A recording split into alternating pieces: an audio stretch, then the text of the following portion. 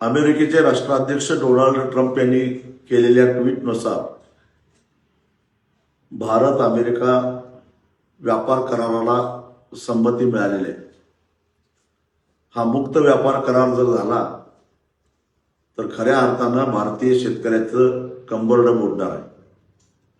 कारण या मुक्त करारानुसार अमेरिकन शेतकऱ्यांनी उत्पादित केलेला मका असेल, सोयाबीन असेल, त्याचबरोबर दुग्धजन्य पदार्थ असतील, कापूस असेल, इथेनॉल असेल, हे सारे काजू असेल, हे सारे आयात होणार आहे. शून्य आयात करानं आयात होणार आहे. आधीच अमेरिकन शेतकऱ्याकडे प्रचंड अशी आर्थिक शक्ती आहे. अमेरिकन सरकार भरमसाठ सबसिड्या देत असतं, तांत्रिक सहाय्य करतं, त्यांच्याकडे प्रगत असं तंत्रज्ञान आहे. शिवाय जीएम टेक्नॉलॉजीचा सर्रास ते उपयोग करतात, ज्याची भारतामध्ये बंदी आहे, संशोधनाला सुद्धा बंदी आहे. अशा परिस्थितीमध्ये मुक्त स्पर्धा होऊ शकत नाही. सरकारनं रासायनिक खतावरच्या सबसिडी कमी केल्यामुळं रासायनिक खताचे दर आकाशाला भिडत आहेत.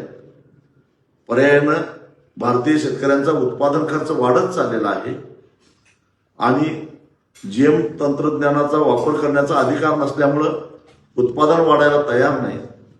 आणि अशा परिस्थितीमध्ये जीएम उत्पादनानं भारतामध्ये जर का आली तर किमतीची स्पर्धा करणं भारतीय शेतकऱ्याला केवळ आणि केवळ अशक्य आहे. आणि अशा परिस्थितीमध्ये दुग्ध व्यवसायावर विपरीत परिणाम होणार. मका, सोयाबीन, कापूस उत्पादक शेतकऱ्यांना फटका बसणार, काजू उत्पादक शेतकऱ्यांना फटका बसणार आणि इथेनॉल मोठ्या प्रमाणामध्ये आयात झाल्यामुळं अदानींचा फायदा, अंबानीचा फायदा होईल, रिलायन्स इंडस्ट्रीचा फायदा होईल, पण भारतीय साखर उद्योग मोडून पडेल. डोनाल्ड ट्रम्पने असा काय दबाव आणला मला माहित नाही, पण आमच्या 56 इंच छातीच्या पंतप्रधानांनी मात्र नांगी टाकून या करारावर सही केली.